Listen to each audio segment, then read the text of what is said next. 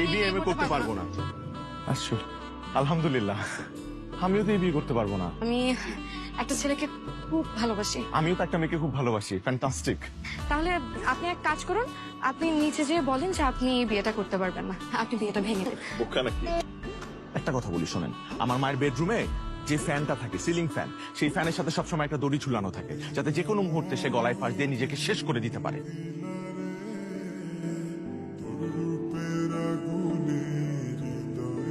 এবার তুই বলা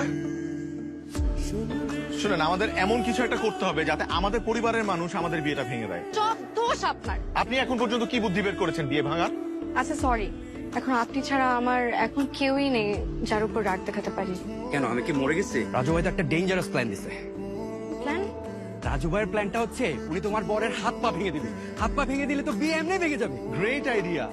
ডেঞ্জারাস কিছু না করলে এই বিয়ে কখনোই ভাঙবে না। কার হাত পা ভাঙবে? হবু বর। হবু তো আমি। জি হ্যালো, শুনেন, একটা খুব ভালো আইডিয়া পেয়েছি। কি আইডিয়া? দেখা হলে একসাথে প্ল্যান করব। টেনশন আছে তো আন্টি। টেনশন কি নিয়ে মা? সমস্যাটা আমার বান্ধবীর। বান্ধবীর কি হয়েছে? ওর আসলে ওভারিয়ান টিউমার ধরা পড়েছে। ডাক্তার বলছে ওভারি কেটে ফেলে দিতে হবে। ওভারি কেটে ফেলে দিতে বলেছে ডাক্তার? কেটে ফেলে দিবে? এটা তো আর হাত পা না যে পঙ্গু ল্যাংড়া লুলা হয়ে যাবে। হাত পা থেকেও এটা ইম্পর্টেন্ট একটি অর্গান। ওভারি কেটে ফেলে দাও মানে বুঝতে পারছো তুমি? কি? মেয়েটার কখনো বাচ্চা হবে না। বাচ্চা না হলে না হবে, নিজে বেঁচে আছে এটাই জরুরি বিষয়। এই যে আমার বান্ধবী ইকরা, কি মিষ্টি না দেখতে, বেচারি। অনেক একটু তাকিয়ে দেখ তো। আল্লাহ, ইকরাকে আমি একদিন এমন চড়ানি চড়াবো। চড়ানোই উচিত। ও যে কাজটা করছো ওকে চড়ানো উচিত। আমি একটা কঠিন সিদ্ধান্ত নিয়েছি। নাও তুমি সিদ্ধান্ত নাও, আমি আছি তোমার সাথে মা। 1 মাস পর তোদের বিয়ে দিব ভেবেছিলাম, হ্যাঁ, সব ক্যান্সেল। কিন্তু নাই আবার। এই সপ্তাহেই তোদের বিয়ে। আপনার সাথে আমার কথা আছে। আপনার শুভর বাসার ঠিকানা জানা আছে? হ্যাঁ, জানবো না কেন। গ্রেট। আজকে আমরা শুভর বাসায় যাচ্ছি। শুভ আপনাকে বলেছে না যে ওর পালিয়ে বিয়ে করতে কোনো আপত্তি নেই? আপনি ওকে নিয়ে পালিয়ে বিয়ে করবেন এবং সেটাতে আমি আপনাকে হেল্প করব। আপনি কি সিরিয়াস? আমি ড্যাম সিরিয়াস। টিনা ঢাকায় আসছে, আমরা শুভকে পিক করে ওকে নিয়ে যাব হচ্ছে টিনার বাসায়। তারপর টিনাকে পিক করব, পিক করে ডিরেক্টলি চলে যাব কাজী অফিসে। তারপর আমরা 4 জন সকালবেলা বিয়ে করে বাবা আমার সামনে গিয়ে দাঁড়াবো। তারপর তাদেরকে আমাদের এই অবস্থায় দেখি মেনে নেওয়া ছাড়া আর কোনো উপায় থাকবে না। এবার রিস্কটা নিতেই হবে।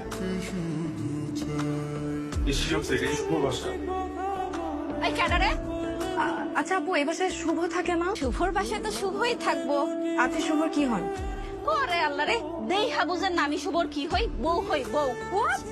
শুভকে ডাক। ওই হারামজাদা কই? শুভ? এই মহিলাকে ও বলতেছে ও তোর বউ? আমরা বসে কথা বলি, আমি তোমাকে সব বুঝাই বলতেছি। এই কি বুঝাবি? যা বুঝানোর এইখানেই বুঝা। তোমরা দুজনে আমার খুব আপন। আমি ব্যর্থ হয়েছে তো কি হয়েছে? আমি আপনাকে আর টিনাকে বিয়ে দিয়েই ছাড়বো। আপনার ব্যাগ টিনাপা বলছে আপনার ব্যাগ বুঝাই দিতে। টিনা কোথায়? ওর সাথে আমার কথা আছে। আর এই ব্যাগে কি? টিনাপা গেছে সুইজারল্যান্ড। উনি যাওয়ার আগে আমারে বলছে আপনি তাকে যা যা গিফট করছেন সবকিছু যেন আপনাকে ফেরত দেয়। কি বলছেন আপনি এসব? সুইজারল্যান্ড কেন গেছে? টিনাপার বৈবাহ হয়েছে 3-4 দিন আগে।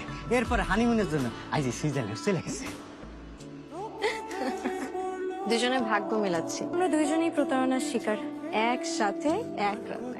দেখেন, এত বড় একটা ঘটনা ঘটলো আমাদের সাথে। না, আমাদের জায়গায় অন্য কেউ হলে তো ভেঙে পড়তো, কিন্তু আমরা কিন্তু একদম ঠিকঠাক আছি। আমার না নিজেকে অনেক স্বাধীন মনে হচ্ছে। তবে মিথ্যা ভালোবাসার চাইতে সত্য বিচ্ছেদ অনেক ভালো। আমার আপনাকে বিয়ে করে ফেলা উচিত। দেখেন, ভাগ্য আমাদেরকে এখানে নিয়ে আসছে। এখন আমার এটাও মনে হচ্ছে যে ভাগ্য চায় যে আমরা আমাদের পাগল বাবা মার ইচ্ছা করব। আমার মনে হয় বেহায়া, তাই না? কেন? এই যে গরম গরম ছ্যাঁকা খাওয়ার পর একজন আরেকজনকে বিয়ে করার কথা বলছি। এখন বেহায়া রাজি থাকলে কাজী ডাকাই যায়।